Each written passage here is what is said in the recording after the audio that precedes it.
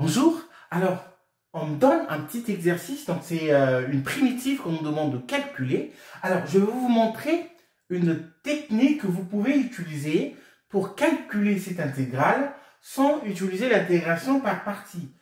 Donc la première chose qu'on va faire, donc on peut faire un changement de variable parce que la question ce n'est pas utiliser l'intégration par partie, mais on peut utiliser dans un premier temps un changement de variable. Donc ce que je veux faire, je veux poser que par exemple t c'est ln de x. Donc ça me dit que le x c'est exponentiel de t. Donc si vous prenez les expos, vous trouvez que x c'est exponentiel de t. Donc le d de t c'est égal à quoi? À d de x divisé par x.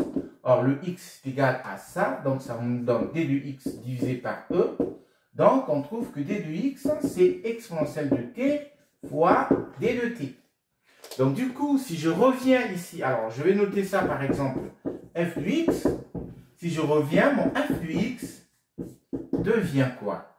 C'est l'intégrale de exponentielle de t fois cosinus de 2t. Et puis d de t. Alors, c'est ici que ça devient intéressant parce qu'on nous a dit de ne pas utiliser l'intégration par partie. Et comment est-ce qu'on peut arriver à trouver ça? Alors, ce que nous savons, c'est que si vous prenez exponentielle de 2it, ça vous donne cosinus de 2t plus i sinus de 2t. Alors, ça vous le savez. Donc, en fait, ici, on peut l'écrire comme étant, allez, je prends exponentielle de t, et puis je dis la partie réelle de exponentielle de it, et puis d de t. Ça, je peux l'écrire.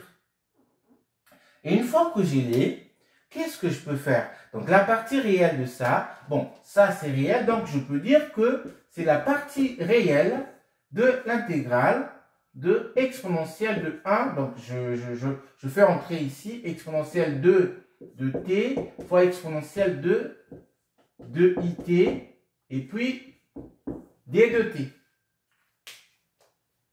Donc, du coup, qu'est-ce que j'obtiens ici?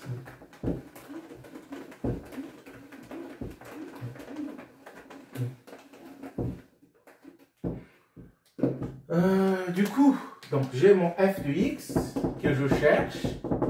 Donc ici, je peux trouver ma primitive. Donc je dis, c'est la partie réelle de... Alors je vais d'abord l'écrire, exponentielle de 1 plus 2i. Pardon. Et voilà. Donc ici, je peux trouver la primitive. Donc c'est 1 sur 1 plus 2i exponentielle de 1 plus de i de t et puis je mets plus la constante.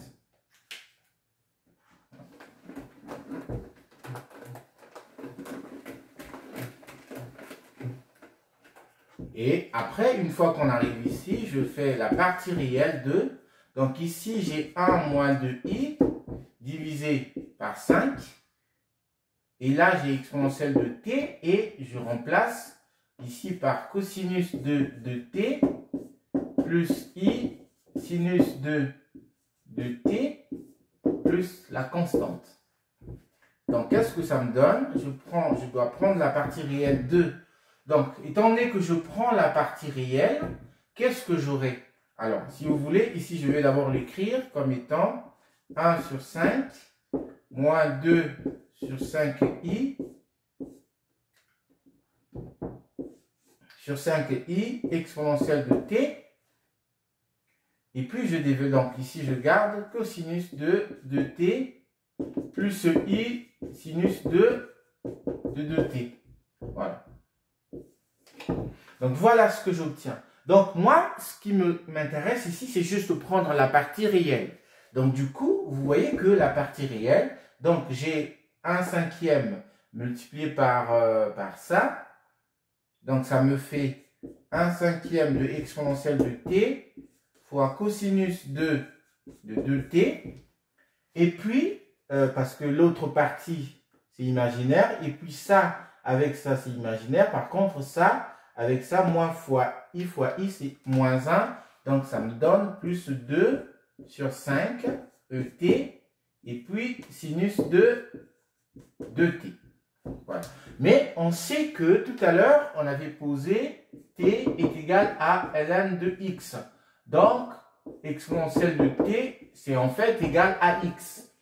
Comme exponentielle de t égale à x, et bien si on remplace là, qu'est-ce qu'on obtient? On obtient, alors je peux mettre x en facteur sur 5. Alors j'ai oublié la constante ici. Bon, alors je peux la mettre ici, plus la constante et plus la constante.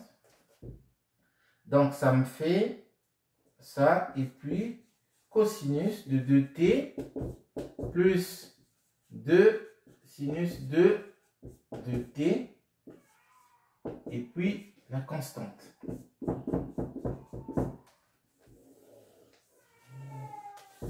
Donc voilà ce que j'obtiens comme résultat pour ce calcul.